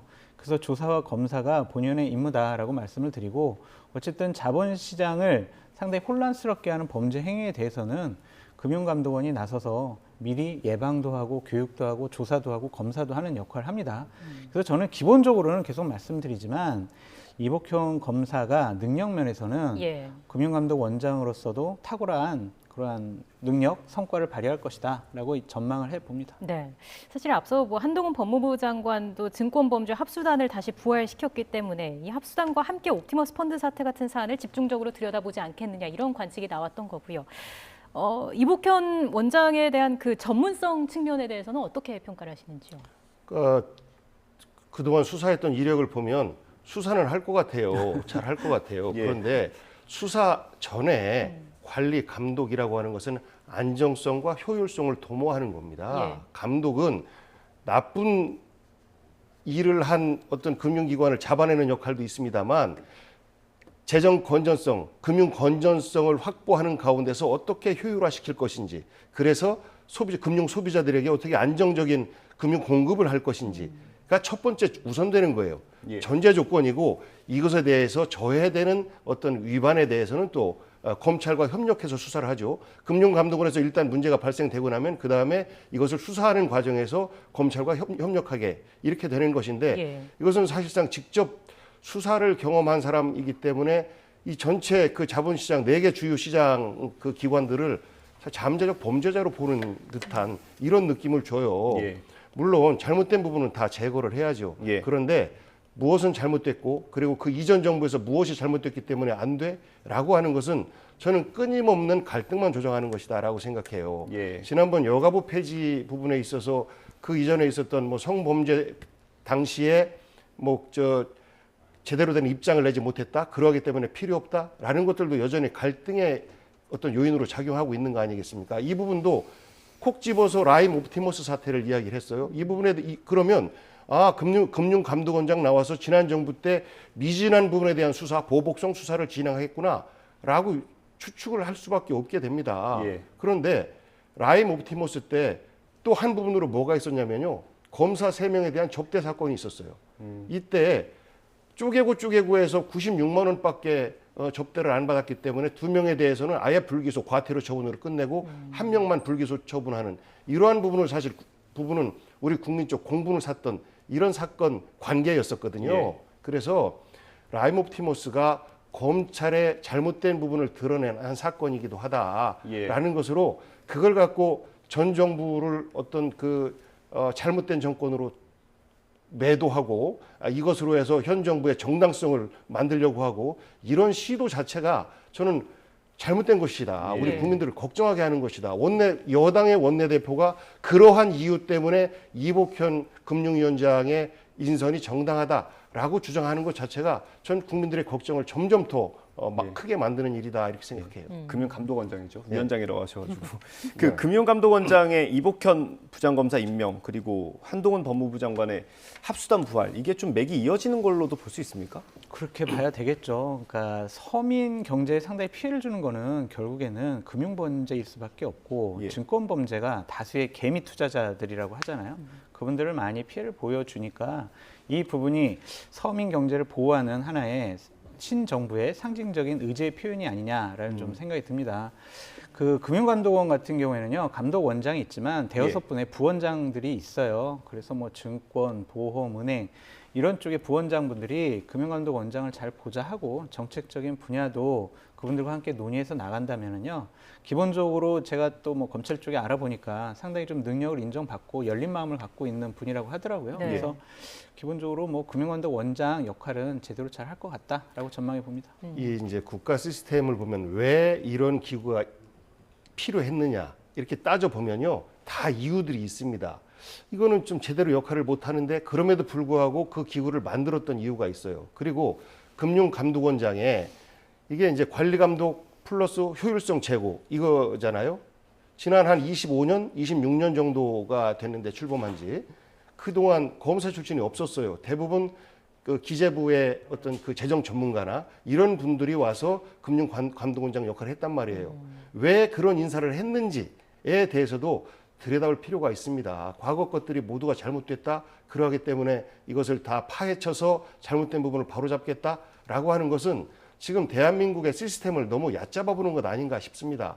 그러니까 과거 대한민국이 지난 70년 동안 왜 이렇게 운영돼 왔고, 그리고 97년도에 왜 이런 법안이 만들어졌고, 왜 금융감독원을 자율적 민간기구로 독립적으로 운영하게 만들었는지에 대해서 저는 대통령께서 또 정부를 운영하는 여당에서도 곰곰하게 생각해 볼 필요가 있다. 이곳은 정권의 입김이 최소화해서 들어가고 그 네 분야, 금융, 증권, 신용, 보험 이 분야의 자율적 지도 감독, 그리고 이 내에는 인허가권도 있어요. 예. 요즘 새로운 뭐 금융지주회사나 이런 것들 많이 나오고 있는데 이로에 대한 인허가권도 금융감독원에서 쥐고 있기 때문에 최대한 자율성을 보장하는 가운데서 운영될 수 있도록 해야 되는 건데 예. 여기에 대해서 정치적 입김이 지나치게 세게 들어간 인사에 대한 걱정을 하고 있는 겁니다. 알겠습니다. 자, 이번에 국회로 좀 가보겠습니다. 민주당이 어제 새 비대위원장의 4선에 우상호 의원을 선출했습니다. 만장일치로 결정이 됐는데 또 86이냐 이런 지적이 나오고 있습니다. 어제 그 민주당 의총에서 모아진 의원들의 의중을 어떻게 읽어야겠습니까? 우상호 의원에 대해서는 차기 전당대회에 대표로 나와야 되는 것 아니냐. 지금 이제 여러 가지 갈등 요인들이 있는데 그 갈등 요인들을 흡수하고 치유할 수 있는 최적임자가 우상호 의원 아니냐 이런 말들도 사실 많이 나왔었습니다. 예. 그리고 86 용퇴론에 대해서 저는 뭐 그거에 대해서 다른 의견을 갖고 있습니다만 81학번이니까 80년대 뭐 맏형벌 역할이신데 이분이 인품이 굉장히 온화하세요. 그래서 어느 한쪽에 치우침 없이 그동안에 정치 활동을 해왔고 그리고 다음 총선에 불출마 선언을 가장 먼저 하셨어요. 이미. 그러하기 때문에 본인의 정치적 미래와 관련되어서 당에서 사익을 추구하려고 하는 이런 부분들은 적어도 없을 것이다 라는 측면에서 볼 때 비록 2달 조금 넘는 기간 동안에 어떤 비대위 운영을 하겠습니다만 지금 당이 대선 패배 이후에 여러 가지 내용을 겪는 가운데에서 이 위기를 수습할 수 있는 최고의 적임자 아닌가 이런 판단들을 의원들께서 했던 것 같고요. 뭐 문희상 전 의원이나 또 유인태 의원 또 과거에 당의 원로분들도 여러분들 거명이 됐습니다만 이분들보다는 현직 의원들과 직접적으로 소통을 해 가면서 현장의 목소리를 함께 들어가면서 비대위를 운영하는 것이 적절하겠다. 이런 판단들이 작용한 것 같습니다. 당내 얘기를 해서 하나만 더 여쭤보겠습니다. 그 박지원 전 비대위원장이 사실 86 용퇴론을 외치지 않았습니까? 근데 이번에 이제 비대위원장에 86 맏형이 지금 임명이 되는 상황인데 그럼 당내에서 사실 그때 분위기가 그렇게 좋았던 게 아니다 이런 걸 좀 밖으로 표출하는 것으로 볼 수 있을 것 같은데요. 박지원 위원장이 정확하게는 86 그 세대 전체에 대한 용퇴를 이야기한 것이 아니고 그 시대의 가치에 맞는 정치인들도 있지만 그렇지 않은 분들도 있다. 그분들에 대한 퇴진을 이야기하는 것이다. 이제 이렇게 정리를 했는데 이것이 과거 386 세력 물러가라. 486 물러가라. 그 다음에 586 물러가라. 계속 이어지고 있는 거거든요. 결국은 87년 민주화 운동을 했던 그 세력들에 대한 거부감이 기존 정치권 내에서 여전히 존재하는 것이고 그리고 이런 작용이 지금 40, 50대의 유권자들의 활발한 정치 참여로 연결되고 있는 것인데 결국은 저는 그 586 세대의 용퇴론 자체가 여러 가지 좀 불순한 정치적 의도가 함께 숨어져 있는 것 아닌가. 여기에 박지원 위원장의 의도는 사실 그 뭐 불순하지 않고 순수함 그대로 그러니까 좀 더 민주당이 젊어졌으면 좋겠다라는 생각들이 반영됐던 것 같은데 이번 그 우상호 의원 같은 경우에 비대위원장으로서 우선 그런 용퇴론으로부터 자유로운 당사자다. 이미 총선 불출마 선언을 했기 때문에 그런 비판으로부터 자유로울 수 있고 그리고 직접 당사자이기 때문에 이것에 대해서 다음 총선까지 연결 지어가면서 어떤 역할을 할 수 있을지는 모르겠습니다만 전당대회를 준비하는 과정에서 그러한 우려와 비판을 수용할 수 있는 당사자일 수 있다라는 생각을 합니다. 앞서 저희가 그래픽을 통해서 그 혁신 비대위 어떻게 구성이 됐는지를 좀 보여드렸는데 교수님께서는 이 면면 어떻게 보셨습니까? 기대할 게 없어요. 이거는 혁신 비대위가 아니다라고 말씀을 드립니다. 그냥 단순히 2달 동안 전당대회 실무적으로 잘 준비하라. 그런 비대가 될 수밖에 없습니다. 우상호 의원 같은 경우는 지난 대선 때 총괄선대 본부장이었어요. 대선 패배에 큰 책임이 있는 분이죠. 그런 분이 어떻게 혁신 비대위를 이끌어가지고 당의 개혁과 혁신을 이끌어낼 수 있겠습니까? 대선과 지방선거의 패배의 원인, 그런 뭐 앞으로의 대책 이런 것들을 어떻게 객관적으로 자유롭게 저수를 해서 이런 것들을 뭐 당원들이나 아니면 국민들에게 알려줄 수가 있겠느냐? 이것은 그냥 기대할 것이 없는 그냥 전당대회 준비위원회다라고 말씀드릴 수밖에 없고요. 이게 전당대회 준비위원회를 따로 혁신 비대위와 따로 전대준비위원회를 둔다라는 얘기는 결국에는 자신들은 그냥 원론적인 관리만 하겠다라는 것으로 보여져요. 앞으로 2달 후에는 전당대회가 열립니다. 전당대회 준비위원회가 어떻게 룰을 만들까 거기에 관심이 많이 갈 거예요. 그럼 전당대회 출마하는 각종 후보들이 우리 당 어떻게 개혁하겠습니다. 혁신하겠습니다. 룰 어떻게 바꿔야 됩니다. 그런 얘기가 본물처럼 나올 거예요. 거기에 모든 관심과 초점에 가 있지 혁신 비대위가 과연 면면을 보면 이분들이 과연 혁신을 할 수 있을 것이냐. 같이 패배했고 같이 어려움을 겪는 사람들 같이 갈등과 혼란을 겪어서 지방선거까지 패배한 사람들이 모여서 뭐를 혁신하고 뭐를 내놓을 수 있겠습니까? 그냥 이것은 기대할 것이 없는 그냥 실무기구다라고 말씀드릴 수밖에 없어요. 예. 말씀하신 대로 이제 2개월밖에 안 남았죠. 그래서 지금 투트랙으로 가야 된다라는 의견이 있는 것 같습니다. 민주당 이용우 비대위원 인터뷰가 있어서요. 한번 들어보고 얘기 나눠보겠습니다. 그리고 전당대회 준비의 경우에 비대위에서 전준위를 구성하고 그쪽에 일정 부분 맡기고 어떠한 걸 주문을 하면서 두 가지를 투트랙으로 충분히 갈 수 있다고 생각합니다. 투트랙으로 아예 전당대회 준비반을 따로 꾸린다는 말씀이시군요. 전당대 준비위원회를 둬야 됩니다. 비서관님, 2달밖에 안 남았는데 혁신과 어떤 전당대회 준비가 투트랙으로 가능하겠습니까? 좀 뭐 교수님 지적이 좀 너무 가혹하게 비판하셨지만 일정 부분 맞는 부분이 있다고 봐요. 그런데 이제 전당대회 준비위원회는 별도의 기구를 만들어서 공정한 전당대회가 될 수 있도록 하는 것은 저는 타당하다고 봅니다. 그러면 이 비대위에서는 그 전당대회 준비위원회가 제대로 가동되는지에 대해서 점검하면서 동시에 앞으로 2달 동안 지난 대선과 그 지방선거 패배에 대한 백서들을 또 만들어야 될 겁니다. 이때 다양한 의견들을 들어서 다음에 출범할 새로운 지도부에게 이렇게 비대위 동안에 당원들의 의견을 모았습니다라는 것들을 또 인수인계해주는 이런 역할들이 있어요.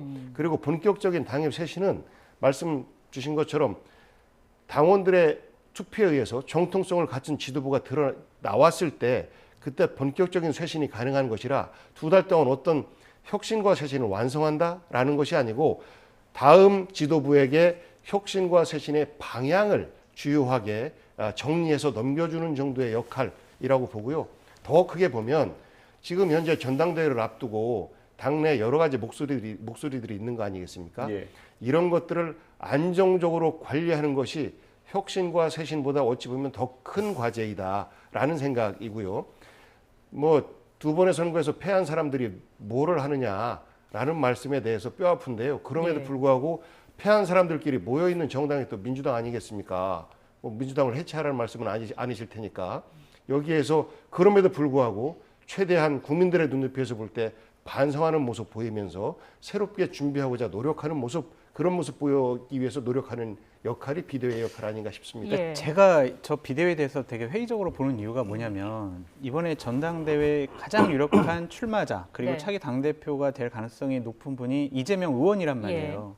이재명 의원이 대선에서 패배했어요. 그리고 총괄 선대위원장으로서 지방선거 패배에 책임이 있습니다. 그분이 당대표에 출마를 해요. 그럼 혁신 비대위에서 자 우리 지방선거 왜 졌지? 대선을 왜 졌지? 이재명이라는 단어를 빼놓고 어떻게 그런 백서를 만들 수가 있습니까? 그것은 눈치를 볼 수밖에 없어요. 그래서 제대로 된 평가를 이뤄내기가 어렵다. 그래서 혁신 비대위가 제대로 활동하려면 기본적으로 이재명 의원이 저는 전당대회 안 나가겠습니다. 저 안 나가고 백의종군하고 당을 살리고 진보 진영을 살리는데 제 모든 것을 다 바치겠습니다. 이러면 혁신 비대위가 논란으로부터 자유로워져서 제대로 좀 평가를 할 수 있을 거예요. 이재명 의원 때문에 혁신 비대위는 그냥 관리형 비대위가 될 수밖에 없다라고 말씀드립니다. 국민이 이제 앞으로의 2달을 또 예의주시하고 있을 것 같고요. 이번에 국민의힘 사정을 좀 다뤄보겠습니다. 국민의힘 역시 이준석 대표와 당내 친윤 의원들의 갈등이 수면 위로 떠올랐는데요. 저희가 준비한 녹취가 있습니다. 준비가 됐습니까? 네, 함께 들어보시죠. 껴버렸기 때문에 나쁘지 않다고 생각해요. 혁신, 개혁, 변화 어디든지 좋은데 갑자기 화두만 던지고 우크라이나로 가버리셨기 때문에 이게 이 혁신이 무슨 혁신인가 하는 궁금증이 좀 있어요. 저희가 그냥 정부 잘해라 응원하는 치어리더가 아니지 않습니까? 저희가 정부를 돕는 가장 중요한 것은 국민의힘의 정당 지지율을 높게 가져가고 궁극적으로는 총선에서 저희가 과반 의석을 얻어서 정부에 힘을 실어줄 수가 있어야 되는데 저는 이준석 대표가 하려는 게 저는 바로 그거라고 생각하거든요. 네, 지금 국민의힘의 상황은 어떻게 봐야 될까요? 윤석열 대통령의 핵심 측근들이 이준석 대표에 대해서 너 마음에 안 들어, 너 나가 이런 것 같습니다. 그러니까 당의 주도권 다툼, 당권 다툼이 지금 본격적으로 벌어지기 시작을 했다라고 보여지고요. 결국에는 6월 24일 날 열릴 국민의힘의 윤리위원회에서 이준석 대표에 대해서 어느 정도 수준의 징계까지 내릴 것이냐, 그것이 앞으로 20여일 동안 국민의힘의 갈등의 핵심 포인트다라고 말씀을 드립니다.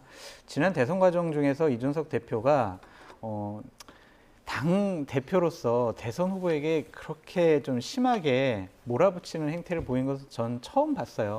그것에 대해서 윤석열 대통령이나 핵심 측근들이 이준석 대표랑은 같이 정치를 할 수 없을 것 같아라고 판단을 한 것 같습니다.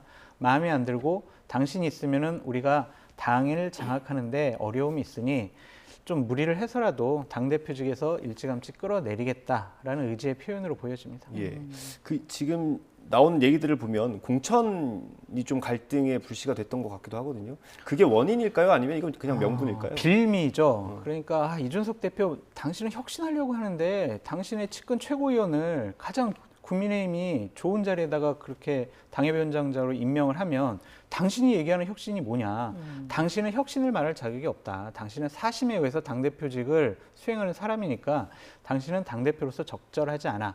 정말 윤석열 정권을 당이 뒷받침해서 성공적인 정부로 이끌기 위해서는 우리 윤석열 당선인과 가까운 사람들이 당권을 잡아야 돼. 그런데 내년 6월까지 1년 동안 당신이 당대표직을 유지를 하게 되면 우리가 당을 접수할 수 없으니 빨리 나가. 마음에 안 들어. 그런 식의 공격이 진행되고 있는 거죠. 예, 국민의힘 이야기이긴 합니다만 현재 어떻게 보고 계시는지요? 예, 우선 그 전에 이재명 의원이 당권에 도전할 가능성이 있기 때문에 혁신하지 못할 거다라는 말씀은 죄송합니다. 민주당에서 뭐 반대 입장에서 그런 말씀을 하실 수 있겠습니다만 국민의힘 쪽에서 그런 말씀하시는 것은 이재명이 두렵기 때문에 그런 것 아니냐. 여전히 안 두려운데요. 유력한 대선 후보로서의 존재감, 이것 때문에 사실상 이재명 죽이기에 동참하는 것 아니냐, 이렇게 생각할 수도 있겠다라는 말씀 드리고요.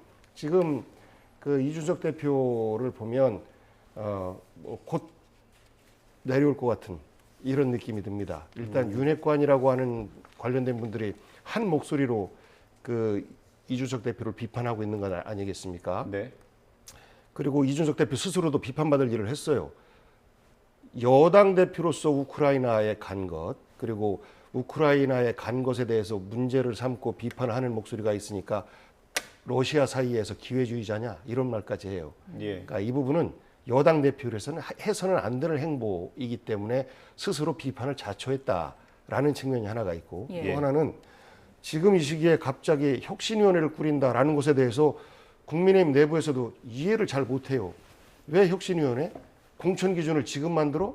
다음 당대표가 나서서 할 역할을 왜 임기가 아직 한참 남았는데 현 대표가 그것까지 손을 대려고 해? 소용없어, 그런 것들. 그리고 나서 또 정미경 최고위원을 분당으로 이렇게 지역위원장 조직책 선정한 것에 대해서도 알박기 아니냐라는 비판들을 하고 있는 거예요. 본격적인 이 부분에 대해서는 본격적인 싸움이 시작된 겁니다. 그야말로 서로 치부를 드러내면서 이준석 대표는 정진석 부의장에 대해서 지난 지방선거 때 민원 넣지 않았느냐, 뭐 그 자격심사 통과하지 않은 사람을 비례대표로 넣어달라, 후보로 넣어달라라고 민원 넣지 않았느냐, 이런 폭로전까지 이어지고 있어서 이준석 대표는 지금 사면 초과에 있는 것이죠. 윤석열 대통령과 함께했던 윤핵관들로부터 불편한 인물이기도 하고, 그리고 본인의 성상납 의혹과 관련돼서 징계에 회부됐는데 우크라이나 간 것이 그 징계 일정을 뒤로 피하고자, 불리한 재판이 있으면 재판 뒤로 미루지 않습니까? 그런 것처럼 24일로 예정됐습니다만 피하려고 하는 꼼수 아니냐, 이런 것들까지 개인적인 부분까지 다 합쳐져서 이준석 대표는 이제 두 번의 선거를 잘 마치고 국내 입장에서는, 그리고 이겼지 않습니까? 그리고 나서 이제 쓸모가 다 했다라는 어떤 입장들이 윤석열 대통령 측근들을 중심으로 해서 정리되는 것 아닌가, 이런 생각입니다. 저희가 시간이 다 됐는데요. 짧게 좀 여쭤보겠습니다. 이명박 전 대통령이죠. 이명박 전 대통령이 최근에 검찰에 현 집행정지를 신청을 했습니다. 이게 이전 정부에서도 말이 계속 나오다가 마지막에 결국 안 됐는데 사면 가능성 어떻게 보십니까? 대통령께서 오늘 말씀하셨죠. 아직 뭐 생각해보지 않았다라고 얘기를 하셨는데 권성동 원내대표는 사면해야 됩니다. 국민통합 차원에서 이런 식으로 얘기를 하셨어요. 기본적으로 윤석열 대통령께서 대통령께서는 당선인 시절에도 이명박 전 대통령 사면해야 된다는 입장을 갖고 계셨기 때문에 멀지 않아서 사면이 되지 않을까라고 전망해 봅니다. 네, 알겠습니다. 오늘 두 분 말씀 여기까지 듣겠습니다. 복기왕 전 청와대 정무비서관, 장성철 대구 가톨릭대 특임 교수와 함께했습니다. 고맙습니다. 고맙습니다.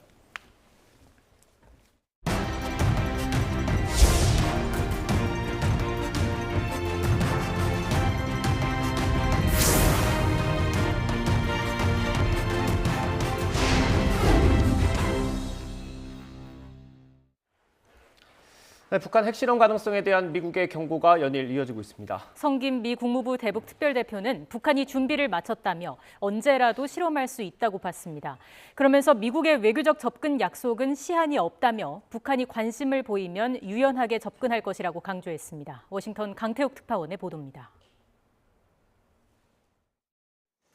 최근 서울에서 한미일 북핵 수석대표 회동을 마친 성김 대표는 북한이 분명히 풍계리에서 핵실험 준비를 마쳤고 언제라도 실험할 수 있다고 본다고 말했습니다. 그러면서 핵실험을 감행할 경우 신속하게 대응할 수 있게 동맹과 파트너들과 긴밀히 협력하고 있다고 설명했습니다. We'll work closely with our partners and allies, and we'll try to be as swift as possible and make a very clear response that a nuclear test is unacceptable to us and to the international community. 대화가 우선한다는 점도 재확인했습니다. 외교적 접근에 대한 미국의 약속은 시한에 종료일이 없다고 강조했습니다. 북한이 외교적 길에 나선다면 유연하고 열린 접근법을 취할 것이라고 말했습니다. I think the main point is that we're willing to take a more comprehensive, more flexible, and more open-minded approach to diplomacy if and when the DPRK shows interest in finding a diplomatic path forward. 김 대표는 지난해 미국이 지속해서 대화 메시지를 보냈지만 북한은 응답하지 않았다고 밝혔습니다. 코로나19 이슈도 있지만 응답하지 않았고 협상 테이블 복귀에도 관심이 없는 것처럼 보인다고 평가했습니다. 또 핵실험 등 북한의 도발 행위를 막기 위해 중국의 역할이 중요하다며 적극적으로 나서줄 것을 촉구했습니다. 이런 가운데 미국의 북한 전문가인 진 H.리 우드로 윌슨 센터 선임 연구원은 북한이 코로나19 대유행 인정을 통해 다른 메시지를 발신한 것이라고 진단했습니다. 그런 만큼 미국 등 세계가 관여를 준비해야 한다며 중국과 협력할 방법을 찾아야 한다고 제안했습니다. 워싱턴에서 YTN 강태욱입니다. 정부가 갑작스러운 상속으로 다주택자가 된 사람들의 종합부동산세 부담을 줄이는 방안 등 각종 부동산 감세 정책을 조만간 쏟아낼 걸로 보입니다. 법인세도 줄여줄 계획인데 이 같은 이딴 감세 추진에 대한 우려의 목소리도 나오고 있습니다. 권남기 기자입니다. 집 한 채 있었는데 갑작스러운 상속으로 종부세를 왕창 물게 됐다. 정부가 이 같은 다주택자를 위해 상속주택은 세금 매길 때 아예 빼주는 방안을 검토합니다. 상속받은 뒤 2에서 3년 안에 팔아야 1세대 1주택자 혜택을 받는 지금의 제한이 사라질 전망입니다.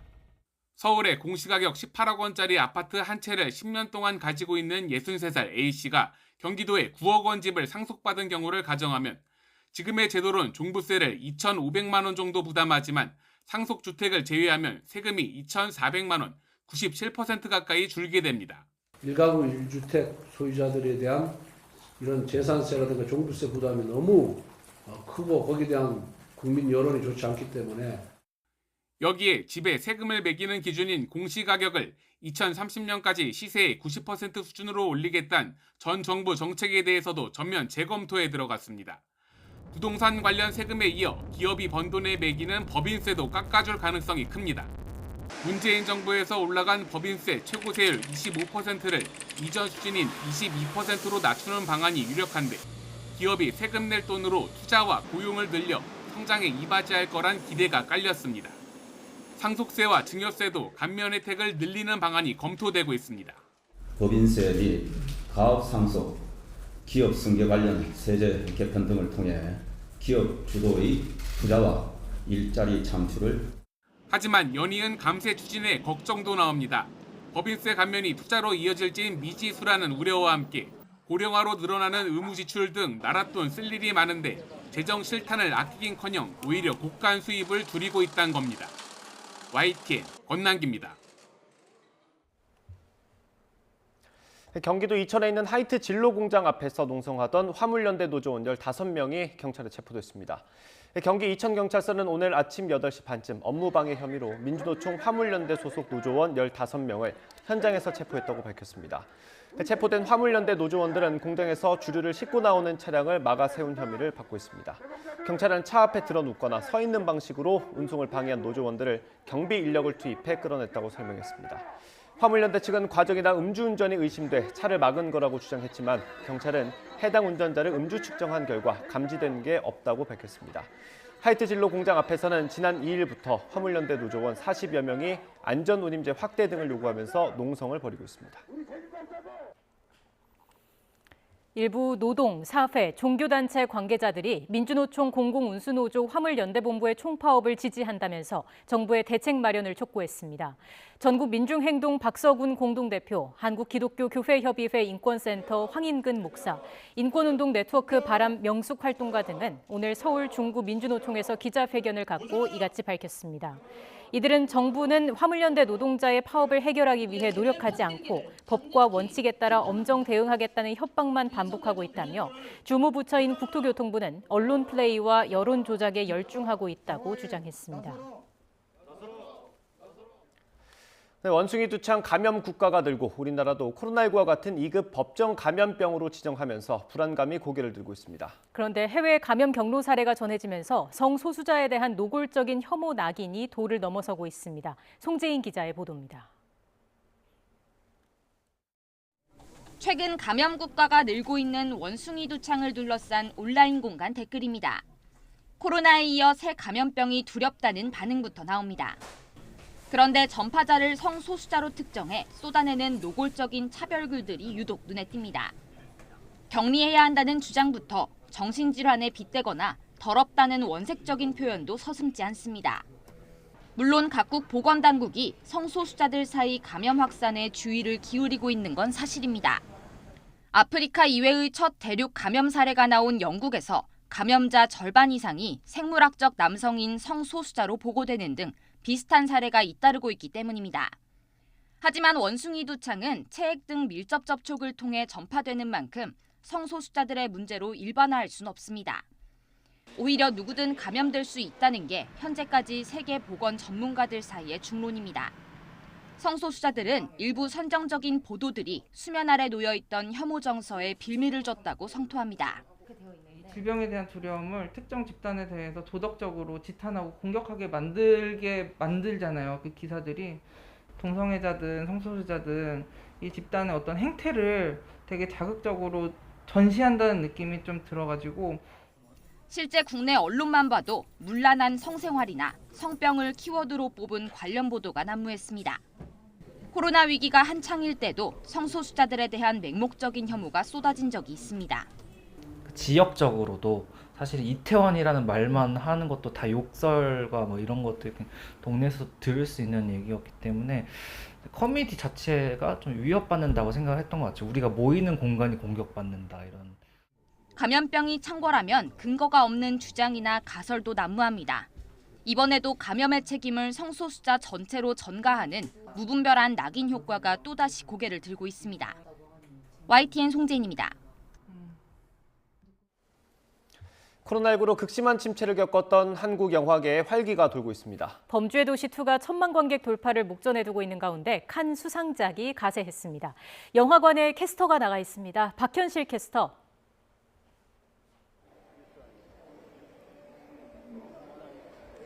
네, 용산 CGV에 나와 있습니다. 네, 저 밑에 보이는데요. 네. 아직 이른 오후인데 극장가 분위기 어떻습니까? 네, 저는 오전부터 이곳 용산 CGV에 나와 있는데요. 코로나 때 썰렁하던 영화관이 다시 활기를 띠고 있습니다. 점심시간을 막 넘긴 시간임에도 연인, 가족과 함께 또는 혼자서 영화관을 찾은 시민들도 많이 보이는데요. 시민들의 인터뷰 한번 만나보시죠. 코로나 때문에 2년 정도는 못 봤던 것 같고요. 이제 규제도 풀리고 해서 좋은 일도 있고 해서 첫 영화 그러니까 첫 시간으로 제가 보러 왔습니다. 규제가 조금 풀리게 되면서 이제 팝콘이나 이렇게 영화관에서 취식이 가능하게 됐잖아요. 그런 면에서 좀 편안한 마음가짐으로 영화를 볼 수 있지 않을까 싶습니다.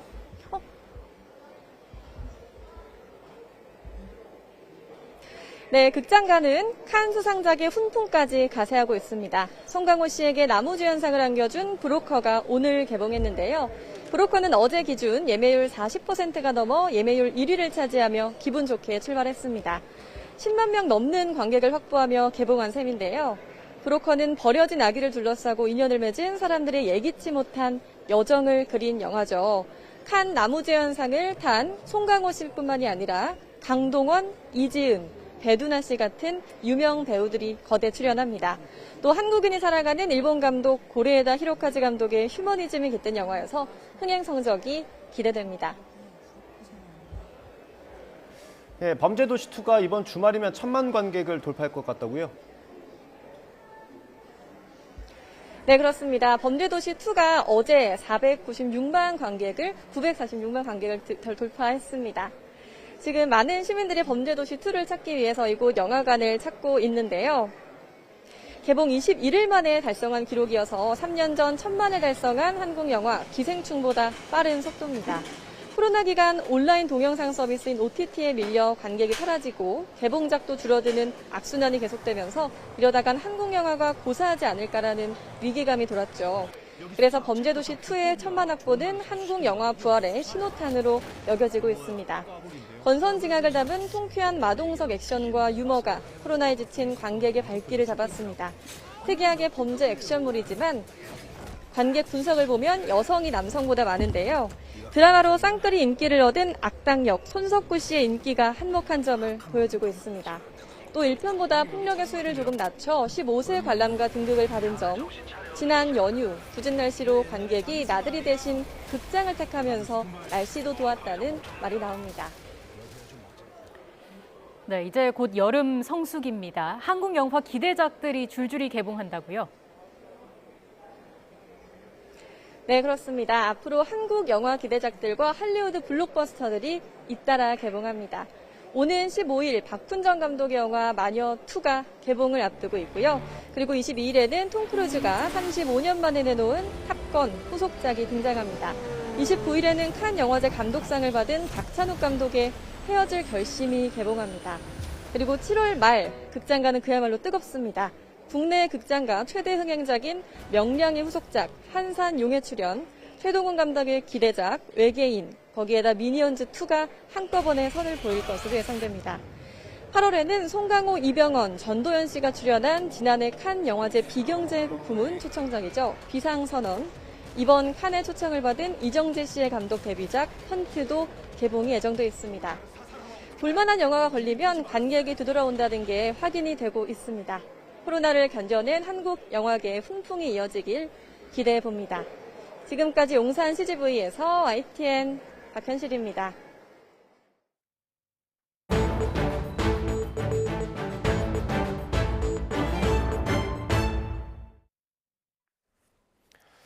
지난달 암호화폐 루나 가치가 휴지 조각이 되면서 많은 투자자들이 피해를 봤습니다. 저희가 이 내용을 조금 더 취재를 해봤더니 폭락 사태가 벌어지기 5달 전쯤에 일종의 전조로 볼 수 있을 만한 일이 있었습니다. 무슨 내용인지 취재기자 연결해서 들어보겠습니다. 박희재 기자. 네, 기획탐사팀입니다.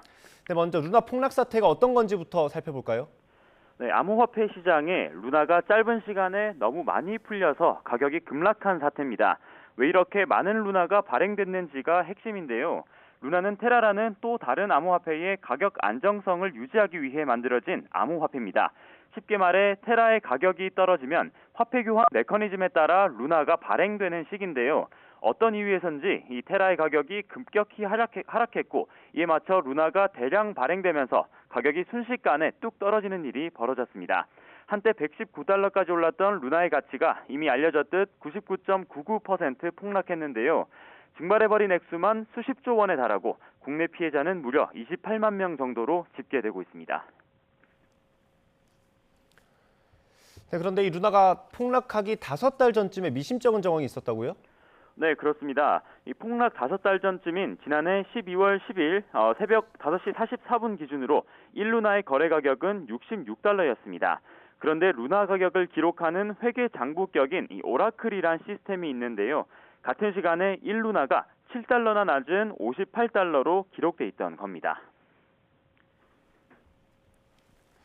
회계 정보에 있는 루나 가격과 거래 가격이 $7 차이가 났다. 이게 어떤 문제로 이어진 겁니까? 네, 먼저 이 루나를 개발한 권도형 테라폼랩스 대표는 일종의 가상은행을 운영하고 있습니다. 이 앵커 프로토콜이라고 하는데요.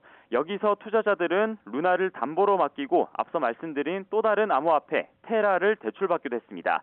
이 과정을 사람이 아닌 알고리즘이 담당해 왔는데 담보인 루나 가치가 낮아지면 알고리즘에 따라 부실 자산으로 보고 자동으로 청산하는 시스템인 겁니다. 문제는 이 루나의 장부 가격이 실제 가격보다 낮게 기록돼 잘못된 강제 청산이 이루어졌다는 겁니다. 관련해서 테라폼랩스에서 근무했던 개발자 발언 잠시 한번 들어보겠습니다. 그러니까 빚을 내고 싶으면 일단 담보 가치가 빌리는 것보다 높아야 되잖아요.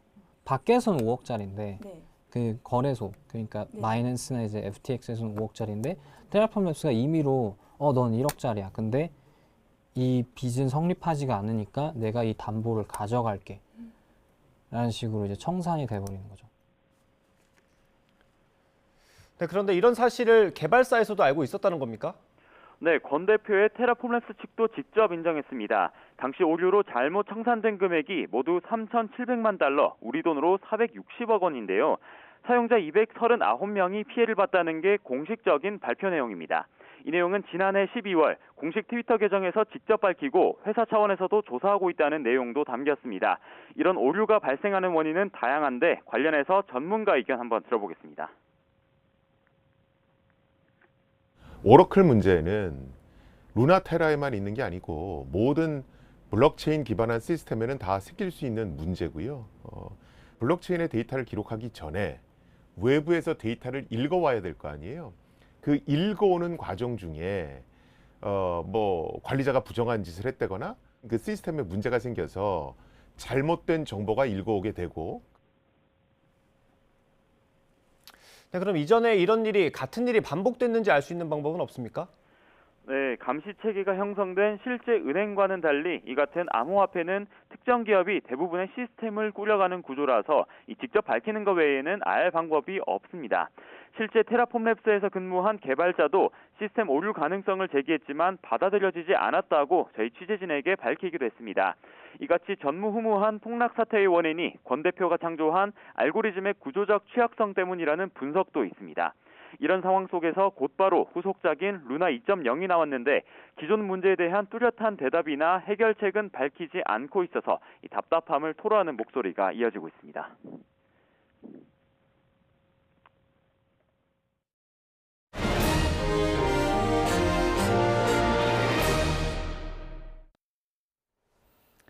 현장의 이면을 생생하게 전해드리는 이슈 그리고입니다. 지난 보궐선거로 당선된 이재명 의원이 어제 국회에 처음 출근했죠. 더불어민주당 선거 참패 책임론까지 불거지면서 언론의 주목을 받을 수밖에 없었는데요. 출근 첫날부터 이런 일이 있었습니다.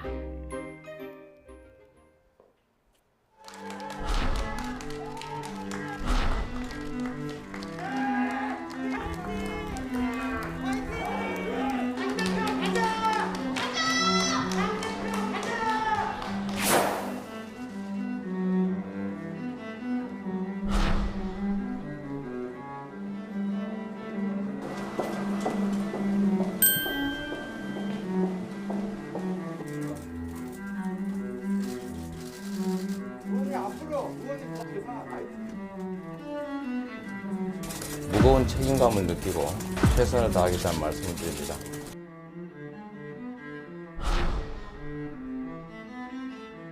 언론 여러분들한테 시간 약속은 못 드리게 죄송한데 수도권 서부 지역 교통난 해소에 정부의 대대적인 투자가 있어야 되겠다는 생각이 들었습니다.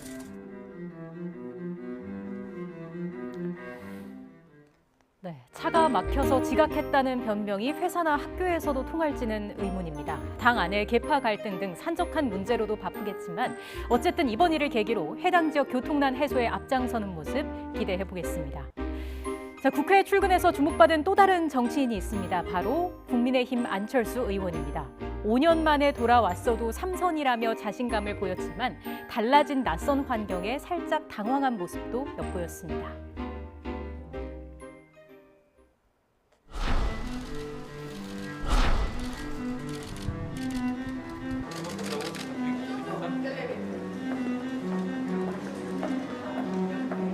그동안 많이 바뀌었나요? 어떤 점이 좀 어려우신가요? 실질적으로는 제가 19대 국회, 20대 국회에 이어서 이번에 21대 국회까지 3번 연속으로 출근하고 있는 셈이거든요. 그렇게 크게 바뀌었다고 볼 수는 없을 것 같습니다.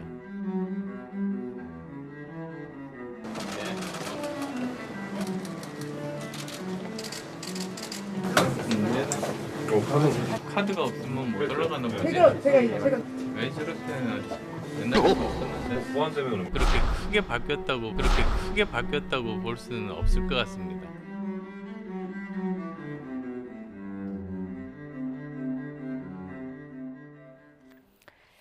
크게 바뀐 것 없다고 말한 안철수 의원. 그렇다고 바뀐 것이 전혀 없다고 할 수는 없을 텐데요.